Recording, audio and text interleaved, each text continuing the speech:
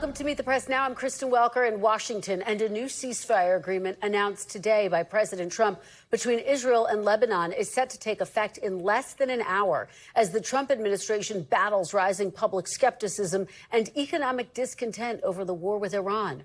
Earlier today, President Trump announcing on social media the leaders of Israel and Lebanon agreed to a 10-day ceasefire that will go into effect at 5 p.m. Eastern. For weeks, Israel and the Iran-backed militant group Hezbollah in Lebanon have been exchanging heavy fire, killing thousands and displacing more than 1 million people. The fighting there has continued despite the fragile U.S.-Iran ceasefire.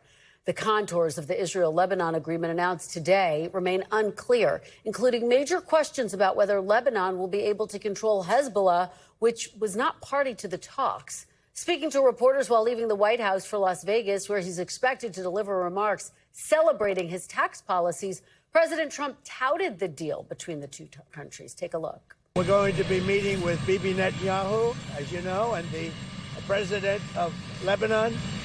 And I had a great talk with both of them today. They're going to be having a ceasefire, and that'll include Hezbollah. We will have an agreement between Lebanon, and they're going to take care of Hezbollah. But they're going to be working on Hezbollah right now. But we'll have an agreement between Israel, very importantly, and Lebanon.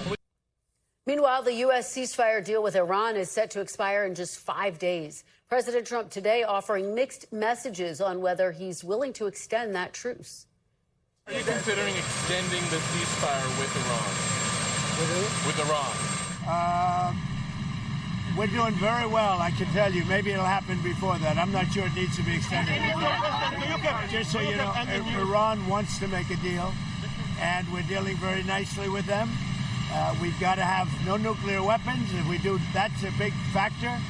And they're willing to do things today that they weren't willing to do 2 months ago. If there's no deal, would you be willing to extend the ceasefire, or will the fighting resume, Mr. President? I would say the fighting, if there's no deal, fighting resumes. For clarity, you're willing to extend the ceasefire? Well, we'll see. I don't know that we'll have to. Ideally, we'll, but if I needed to, I would. The president today also brushing aside rising gas prices, which have climbed above $4 a gallon amid the ongoing turmoil in the Strait of Hormuz. How much longer will Americans continue to see these high gas prices? Well, they're not very high. If you look at what they were supposed to be in order to get rid of a nuclear weapon with the danger that entails. So the gas prices have come down very much over the last 3-4 days.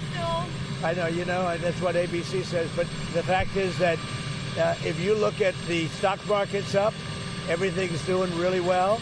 And the big thing we have to do is we have to make sure that Iran does not have a nuclear weapon.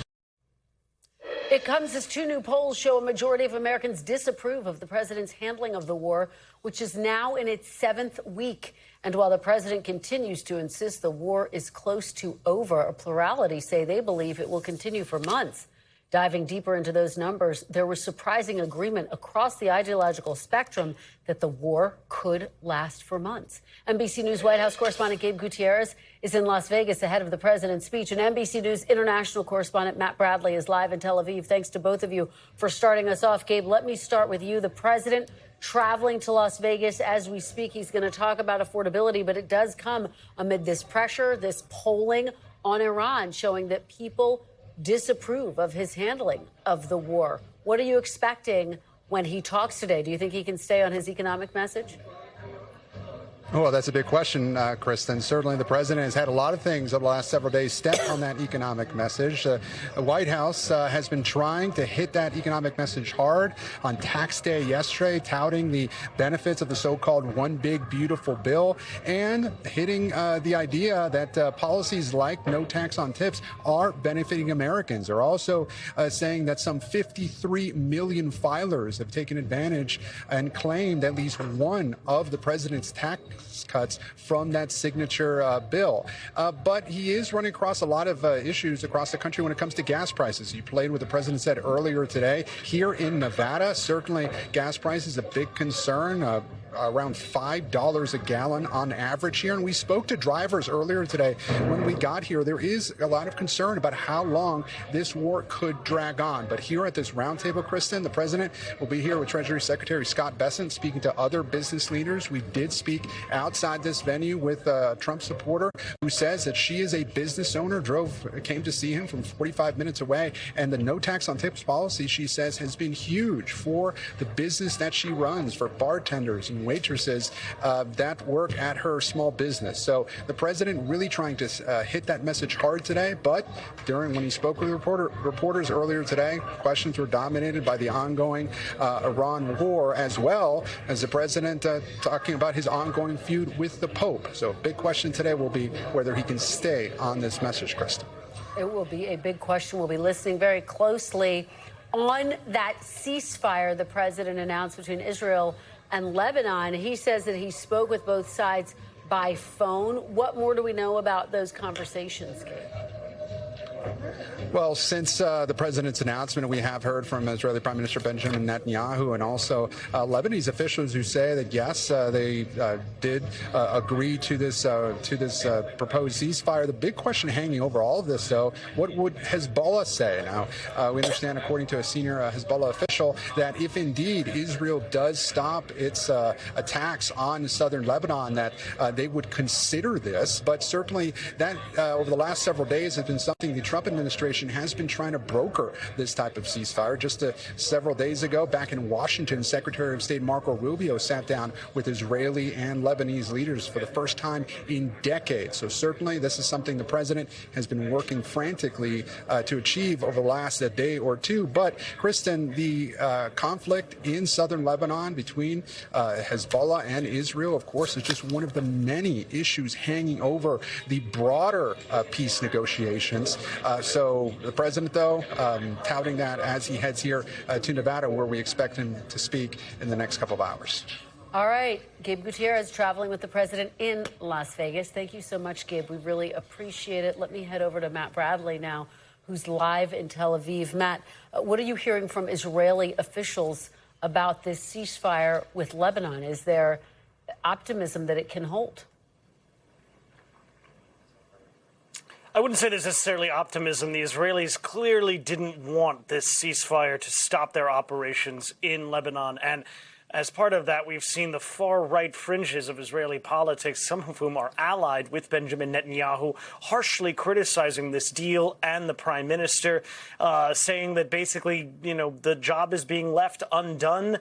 And it looks to many Israelis like Benjamin Netanyahu is acquiescing to pressure from Donald Trump to end the fighting against Hezbollah. The prime minister just addressed the nation and reassured them that Israel's military activities north of their border in Lebanon will now keep Israelis in the north of the country safe from Hezbollah rockets. And the Israelis have been making clear that their job is not yet done, that they plan to disarm Hezbollah, just as they've planned to disarm Hamas, which is still very much a work in progress. It hasn't even begun. So this is a formidable political challenge ahead of the Israelis and the Lebanese government, who are now, presumably, depending on how negotiations go from here, going to be partners with the Israelis in disarming Hezbollah. That is going to be a very delicate diplomatic dance ahead. I spoke with a member of Hezbollah, a senior official. He said that Hezbollah welcomes this deal, that they have always been part of the negotiations, that they gave their assent to this deal, which is the reason why the Lebanese government had approved it. And they also said, and they will continue to say, that the reason why the Israelis went for the ceasefire was because Hezbollah can claim victory. All right. Matt Bradley, great reporting. Thank you for bringing us that conversation. We appreciate it. Joining me now on set is the former NATO Secretary General, now Norway's Minister of Finance, Jens Stoltenberg. Minister Stoltenberg, thank you so much for being here. We really appreciate it. Thanks so much for having me. Well, it's wonderful to have you here in person. I want to start off by getting your reaction to this breaking news, President Trump announcing this temporary ceasefire between Israel and Lebanon. What is your level of confidence that this can actually hold?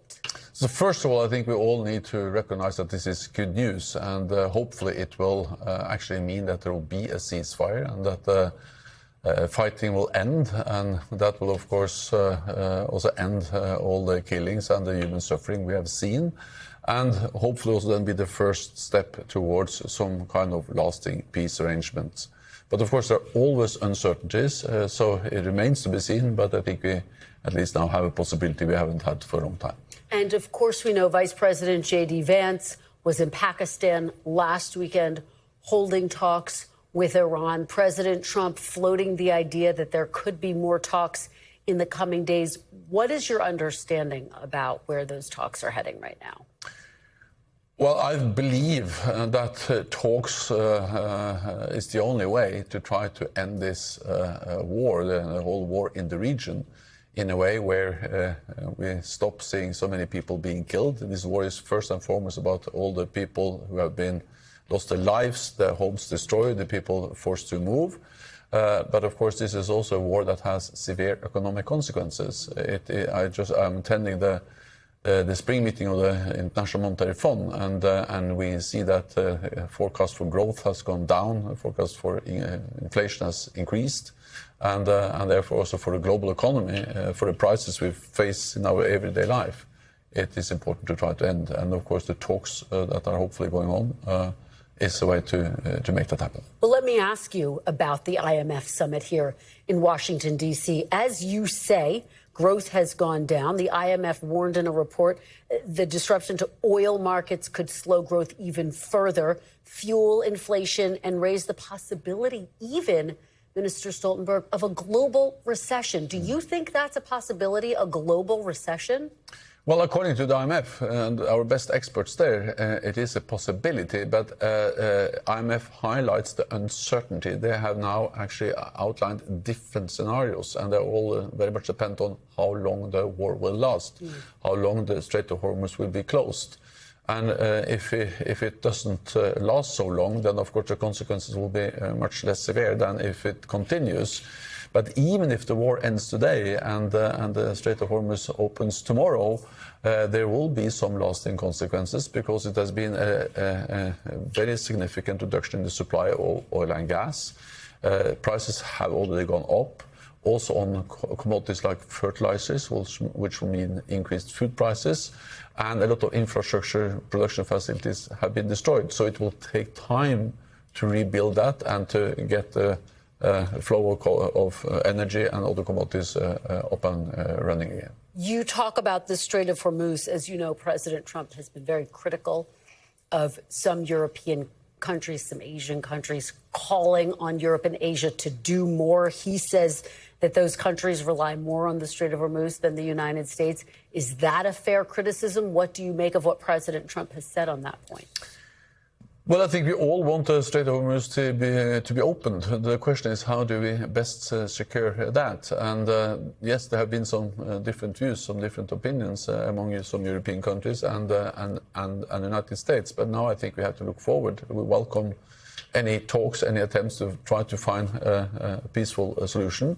And the Europeans have actually now decided also to sit down and discuss among themselves what can they do, how can they contribute to safe passage and to ensure that we again can have a free flow of energy and other commodities out of the Persian Gulf. Minister Stoltenberg, this is yet another moment where the tensions between the United States and NATO have intensified. I want to play you a little bit of what President Trump had to say today about NATO and get your reaction on the other side. Take a look. We spend trillions and trillions of dollars on NATO, and when I asked them to get involved on a much smaller situation, which is Hormuz and Iran, they weren't there for us. When we asked them to get involved on a very minor skirmish by comparison to what it could be, they weren't there. So I don't think they'd be there for a large skirmish, and therefore I think they've got themselves a problem. What was your reaction to what President Trump said? Well, I take it seriously when the President of the United States expresses that kind of criticism. At the same time, I think we need to understand that NATO is a defensive alliance, and NATO is about defending all allies. And the Europeans are doing much more now than just a few years ago.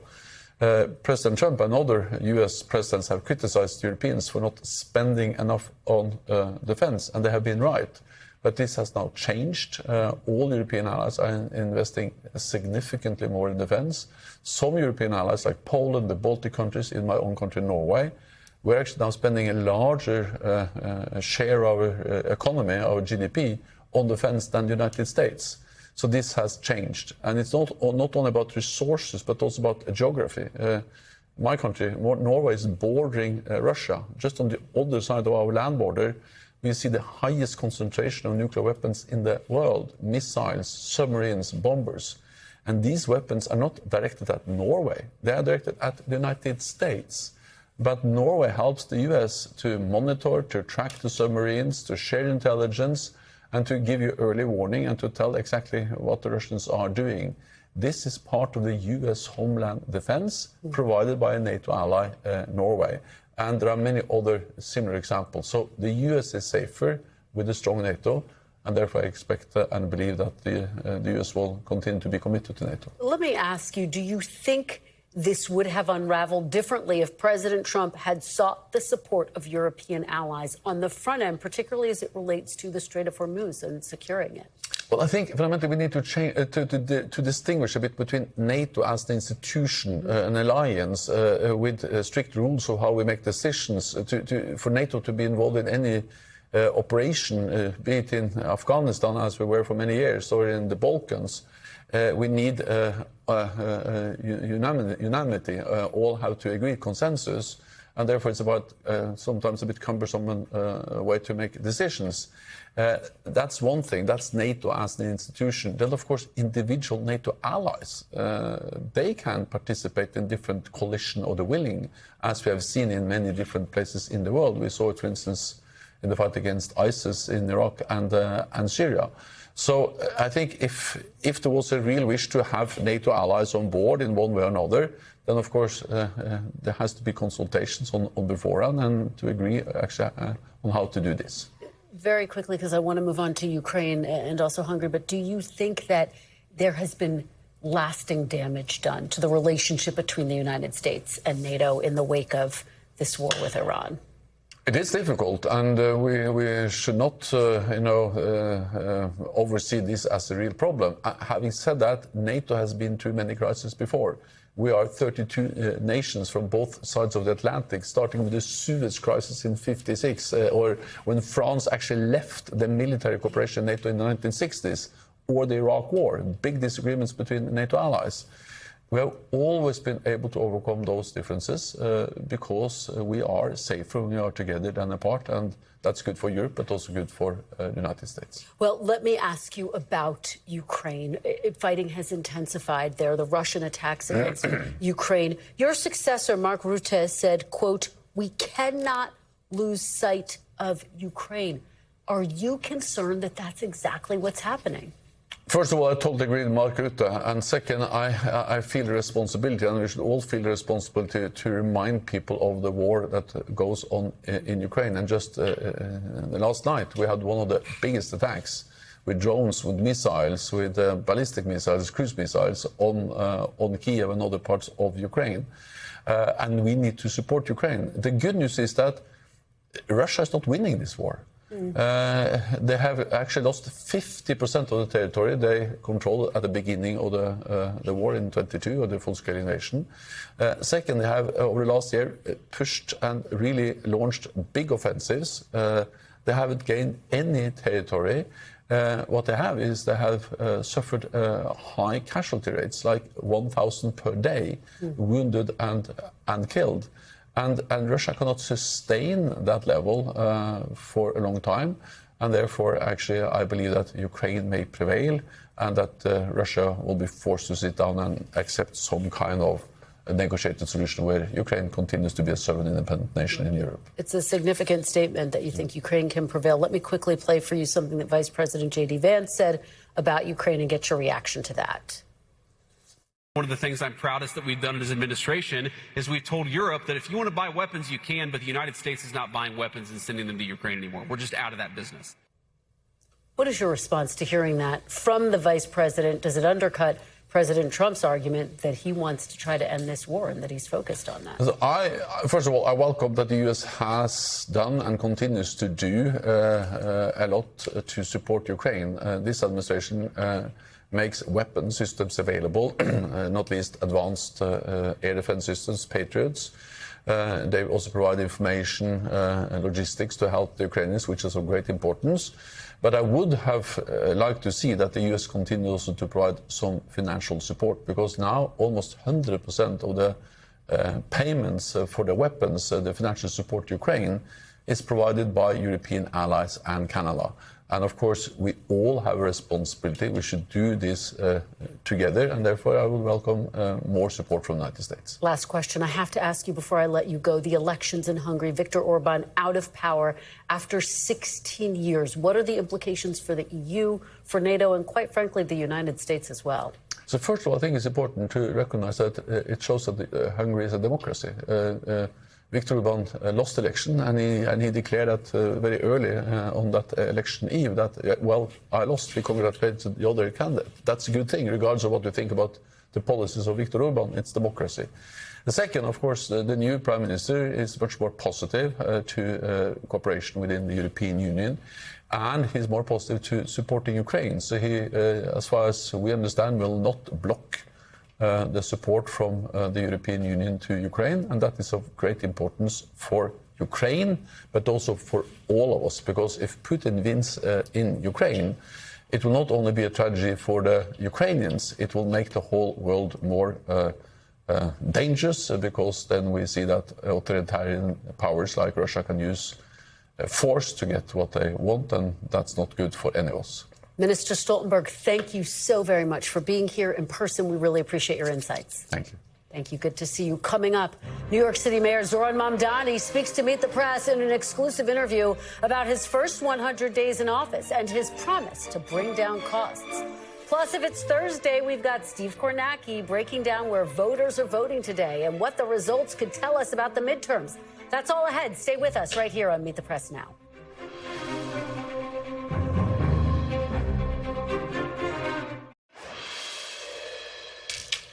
Welcome back. We've got a first look now at my exclusive interview with New York City Mayor Zohran Mamdani. I spoke to the mayor as he marks his first 100 days in office, and as the war against Iran collides with his ambitious campaign promises to lower costs for New Yorkers. Here's some of our conversation.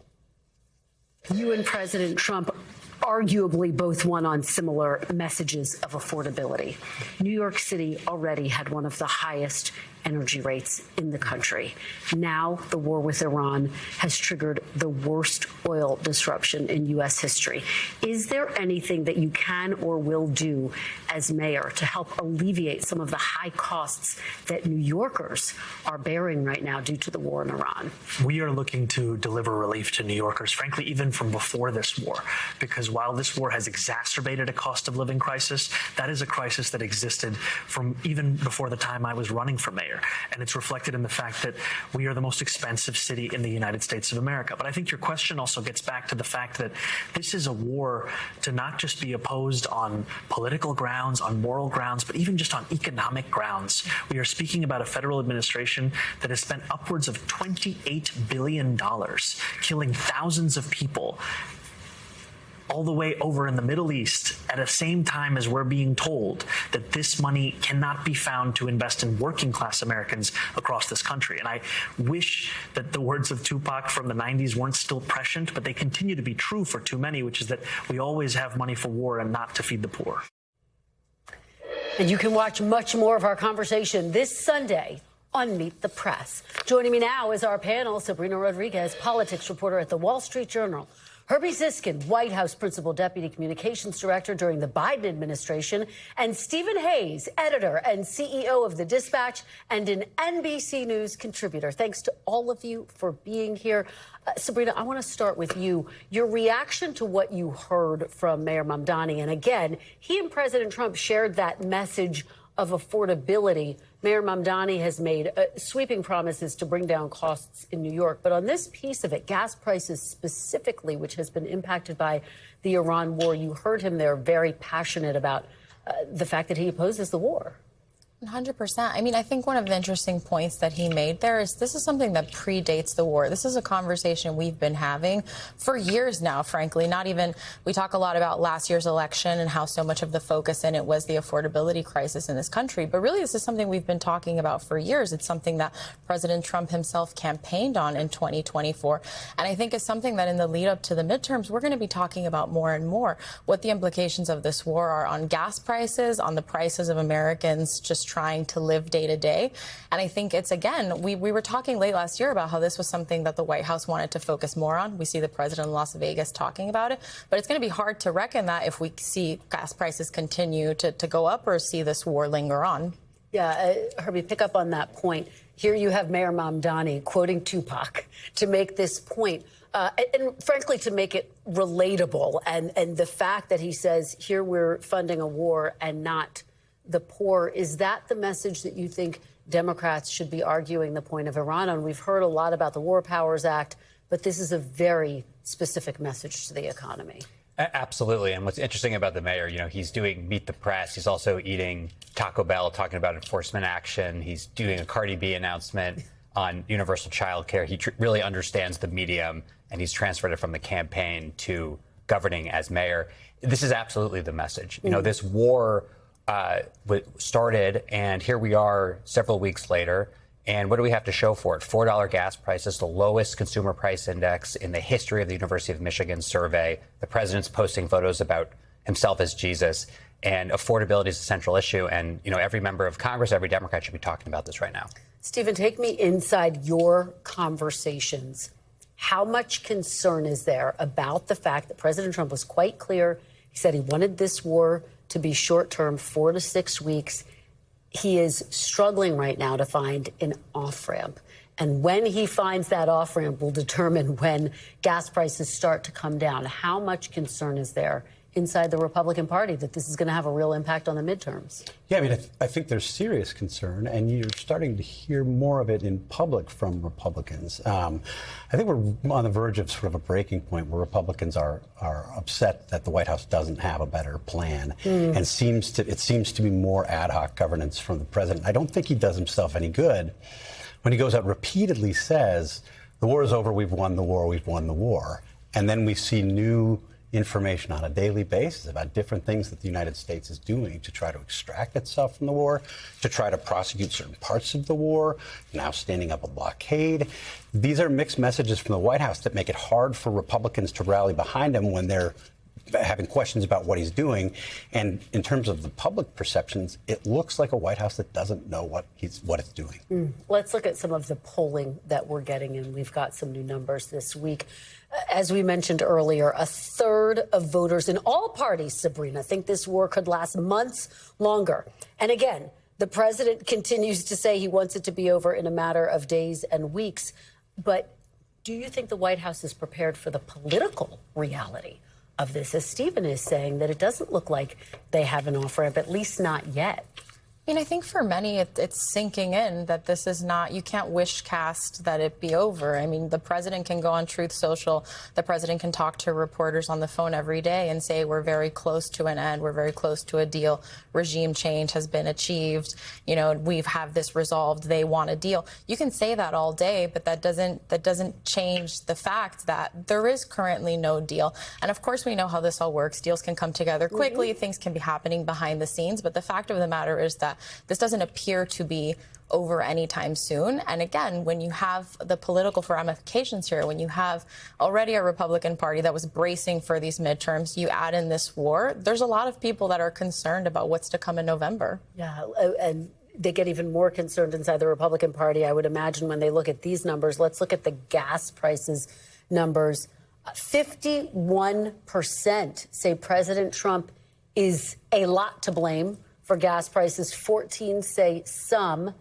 23% say not at all. Stephen, what do you see in these figures? I mean, it's a huge challenge. If we'd had this conversation 3 months ago, one of the things that we all would have pointed to, that Donald Trump could point to as some measure of success, were gas prices. And he touted them regularly, even if other things, beef and the price of other things, were going up. And he was having a difficult time, I think, getting in front of the affordability critiques that he was seeing.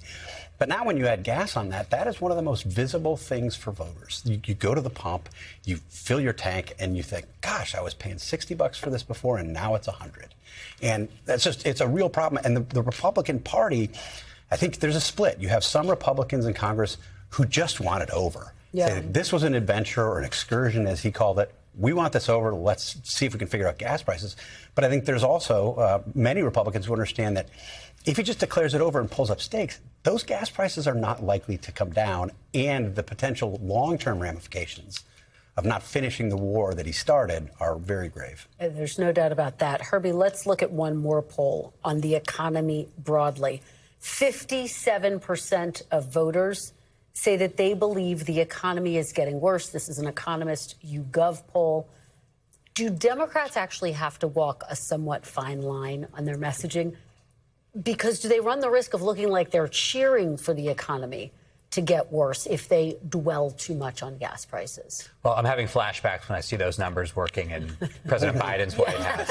It's challenging. And the core responsibility of the president in an inflationary context is to at least show that he is trying to address affordability, trying to lower prices. This president's war in Iran is doing the opposite. The Strait of Hormuz now could open at any point in the future, or could close again at any point in the future. That's going to be baked into central banks' interest rates. Gas prices are up, as we're talking about. His tariffs aren't helping on that front. He's not showing a keen interest in this. This is what we tried to do with President Biden every day, show his focus. Trump is not doing that. And I think politically it's going to continue to haunt him. Yeah, Sabrina, I'm going to give you the final word. We're awaiting President Trump's arrival in Las Vegas. This is an event that is supposed to be focused on the economy, his no tax on tips. From the perspective of his top aides, are they concerned that in these events he's not staying on message enough, and particularly now given all of the swirl around potential peace talks and what may or may not happen? I mean, we know for a long time now that Trump's aides and people in the president's orbit know that he will do what he wants to do, and that trying to set guardrails or have him stay on message is not something that they may succeed at doing. Of course, I think there's quite a desire to hear him really focus on how he's improving people's lives. But I think that is ultimately going to be a central question for him to answer leading up to the midterms. That was a central question in 2024. That was a very potent line of attack against President Biden and Vice President Kamala Harris, where he said, is your life better now than it was 4 years ago? He's going to be facing if it's better now than it was 2 years ago. Yeah, great points all around. Thank you. Fantastic conversation, Sabrina, Herbie, and Stephen. Really appreciate it. Coming up next, we're live in Virginia at the scene of what Virginia's governor is calling a horrific tragedy, a murder-suicide involving the state's former lieutenant governor and his wife. This is Meet the Press Now.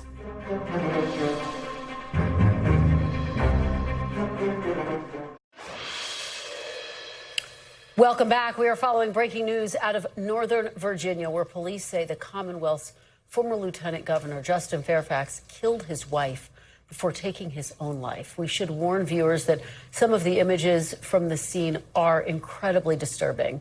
This morning, 2 gurneys were rolled out of the family's home in Fairfax County, where the murder-suicide took place. Authorities say the couple's 2 teenage children were home at the time. Their son called 911 just after midnight. Police also say the couple was in the midst of a very difficult divorce. I don't think it's a secret that there's been divorce proceedings that have been ongoing. From what I understand in this early stage, former Lieutenant Governor Fairfax was recently served some paperwork associated with an upcoming court proceeding. That apparently led to this incident last night. Justin Fairfax served as Virginia's lieutenant governor from 2018 through 2022 and was considered for a time a rising star in Democratic politics. But that changed in 2019 when 2 women accused him of sexual assault tied to incidents in 2000 and 2004. Fairfax denied those allegations. He ran for governor in 2021, but was soundly defeated in the primary. NBC News legal affairs reporter Gary Grumbach joins me now from near the Fairfax's home in Annandale, Virginia. Gary, thanks so much for being here. I know this is just a tragic and horrific story. What more have you learned about the ongoing investigation? So it's those documents from that ongoing divorce proceedings that we're sort of diving into here. And there's three, I think, big important points that we've pulled out of these documents. One, in 2022, he went out and purchased a handgun after his term ended as lieutenant governor. He said it was for protection because he no longer was afforded the security that he got when he was part of the lieutenant governor's office. We, of course, don't know if that was the same weapon that was used last night, but he did own a handgun. Two, he was supposed to be out of this house behind me by April 30th by court order. A judge here in Fairfax County Circuit Court had ordered him to leave his ex-wife and to leave his kids in custody of his ex-wife and to move out of the home by the end of the month, 2 weeks from today. And the third big point we have is that this was not, when the Fairfax County Police arrived just after midnight, not their first visit to the home. Just back in January, he had called Fairfax County Police and said that he was being abused by his wife, but his wife had set up cameras inside the home because of the ongoing divorce proceedings. When police checked out the cameras, they found that he actually wasn't telling the truth at all, Kristen. Now, we don't know exactly what's going to be on those cameras from what happened overnight and whether or not authorities are going to be able to learn what happened and how it happened from those images. Kristen. And horrifically, the couple's two teenage children were in the home at the time, according to authorities. Do we know who's caring for them at this point? So the teenage son of Justin Fairfax and Dr. Fairfax is actually the one who called the authorities just after midnight and alerted them to the fact that they had found their mother, who at the time was bleeding out on the floor of their basement. They found their father upstairs in the bedroom with a self-inflicted gunshot wound to the head. Just, you have to imagine just how horrific this is for teenage kids. They are now in the care of family, we're told. Kristen. Yeah, our hearts just break for them, Gary. There's no doubt about that. Just remind people who may not be that familiar with him about Justin Fairfax, his rise and fall in Virginia politics. Yeah, I mean, at one point, 6 or 7 years ago, he was seen as somebody who could potentially be the next governor of the Commonwealth of Virginia. He was a rising star in the Democratic Party. That it was when after Ralph Northam was found to have those blackface photos that were found in a yearbook of his, that he was actually considered to be the next person to become governor should Northam have resigned. Of course, he did not do that. And then Fairfax, as he was getting ready to do that, some allegations came out from him that were sexual misconduct in nature back from 2004, where somebody said he forced them to give oral sex. Another person said that he raped them soon after that happened. So some very serious allegations. He did not resign his seat either, but he did leave politics soon after that happened, and now we're here today, several years later. Kristen. Gary Grumbach, thank you so much. We really appreciate your reporting on this very somber story. And if you or anyone you know are in crisis or in need of support, you are not alone. Call or text the number on your screen right now. That's 988, or go to 988lifeline.org for help. And we'll be right back.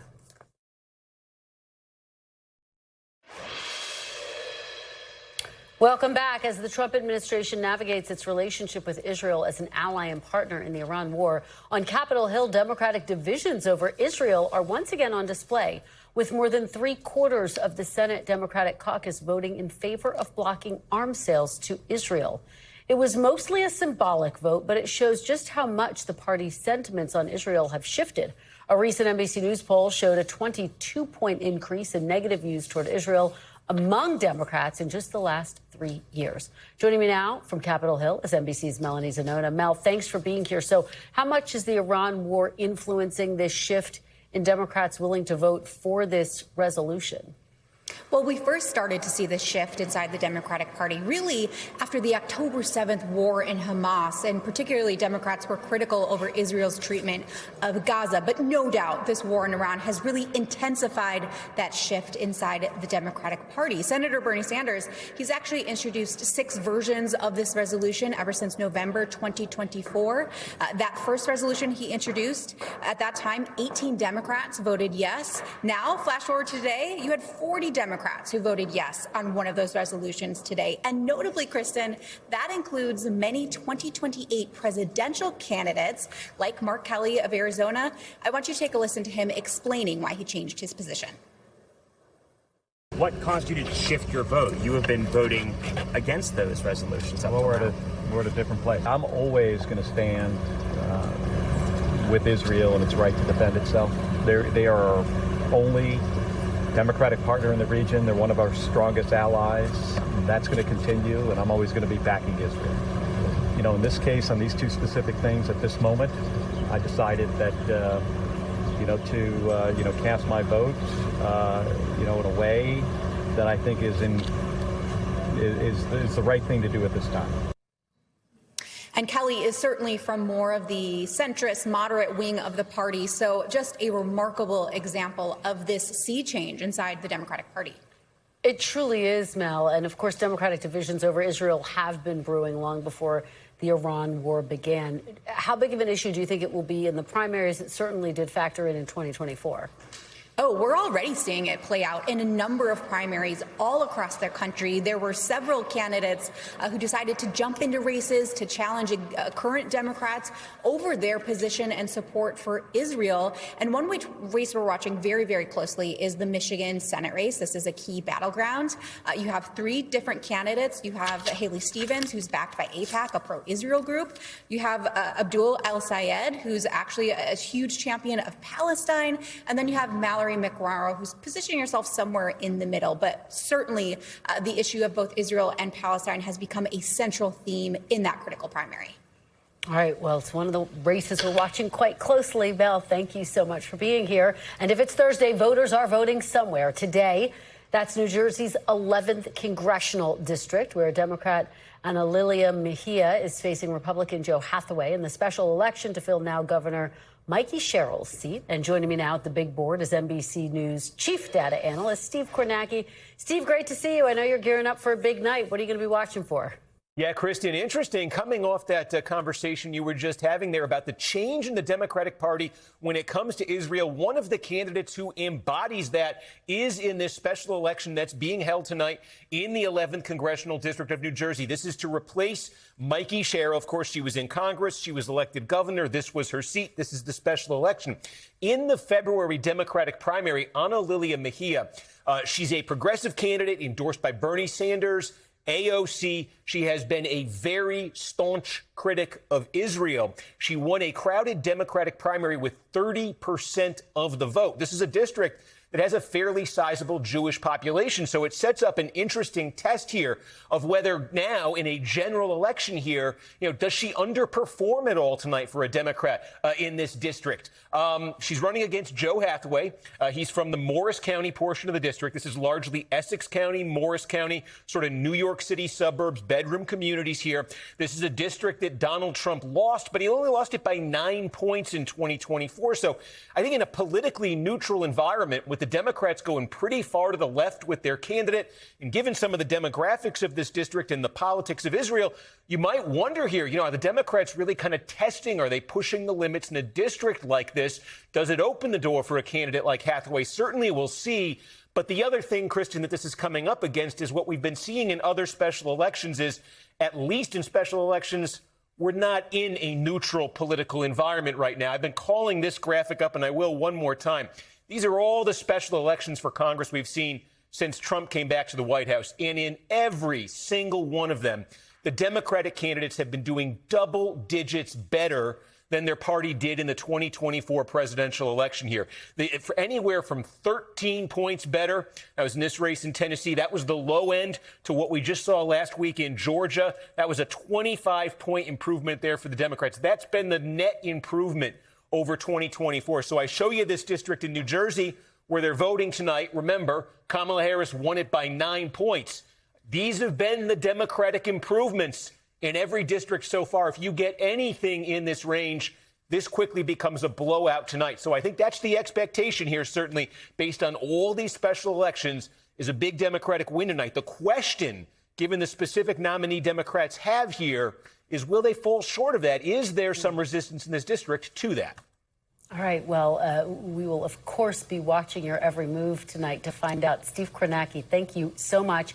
And you can tune in tonight to watch Steve break it all down in real time as the results start coming in. The Kornacki Cam kicks off at 7:45 Eastern on NBCnews.com and YouTube. Up next, Cubans and humanitarian groups respond to the Cuban president telling me that there are no political prisoners in his country. Keep it right here on Meet the Press Now for that reaction.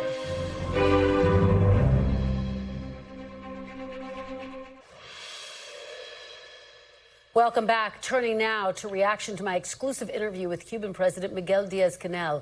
I pressed him on whether he was willing to release any of the more than 1,200 political prisoners being held in Cuba. He dismissed the idea that Cuba even has political prisoners. Here's what he told me. That's another issue in which you can see all of these bias and all these prejudices. They speak about political prisoners in Cuba. There are people in Cuba who are not in favor of the revolution. There are people who do not support the revolution. And they manifest themselves on a daily basis against the revolution. And they're not in prison. This narrative that has been created, that image that anyone who speaks against the revolution is thrown into jail, that's a big lie. That's a slander. And that's part of that construct in order to vilify and to engage a character assassination of the Cuban Revolution. Politics reporter Hatzel Vela from our NBC station in Miami spoke to multiple organizations which document human rights in Cuba. They all say political prisoners do exist in Cuba, of course. Hatzel also spoke to a mother who knows this firsthand.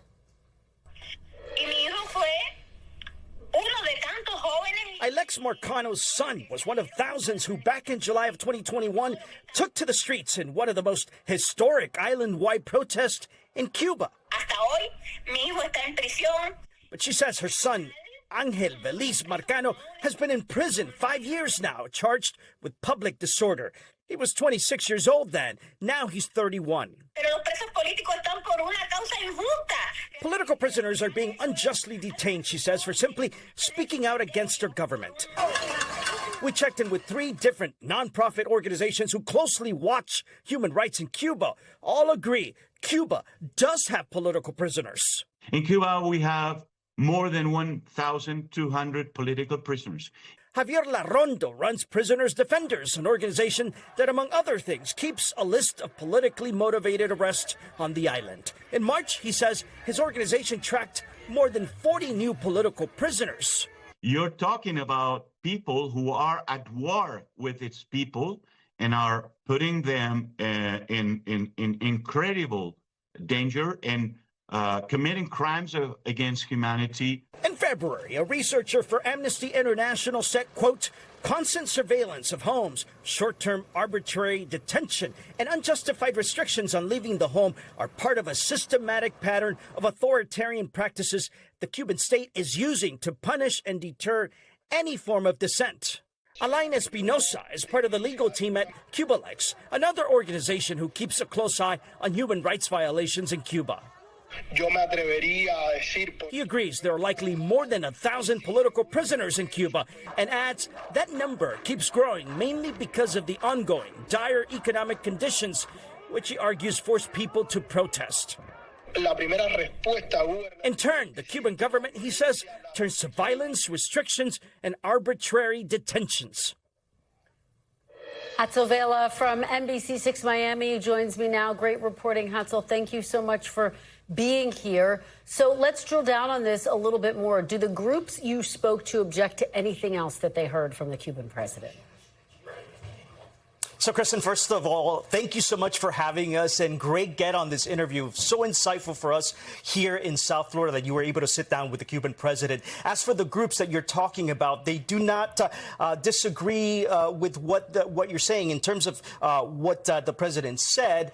Remember, these are groups that really focus on human rights in Cuba, so their expertise is specifically political prisoners. In fact, some brand new numbers from that group, Prisoners Defenders, today, they claim that there's more than 1,200 political prisoners on the island. Of those 1,200, 145 are women and 33 are minors. And just in March, Kristen, they believe there are 44 new political prisoners on the island, Kristen.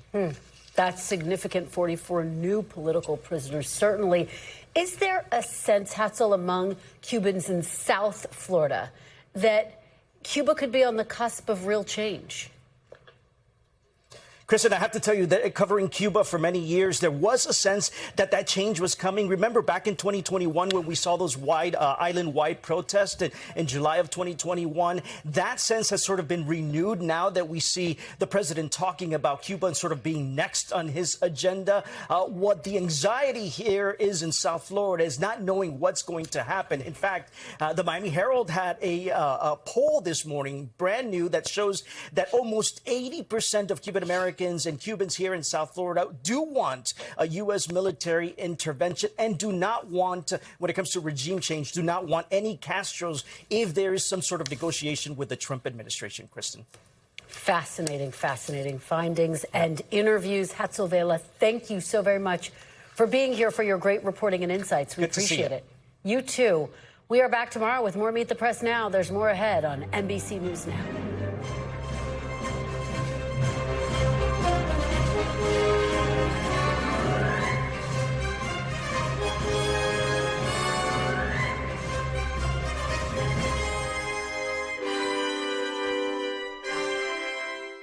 We thank you for watching, and remember, stay updated on breaking news and top stories on the NBC News app or watch live on our YouTube channel.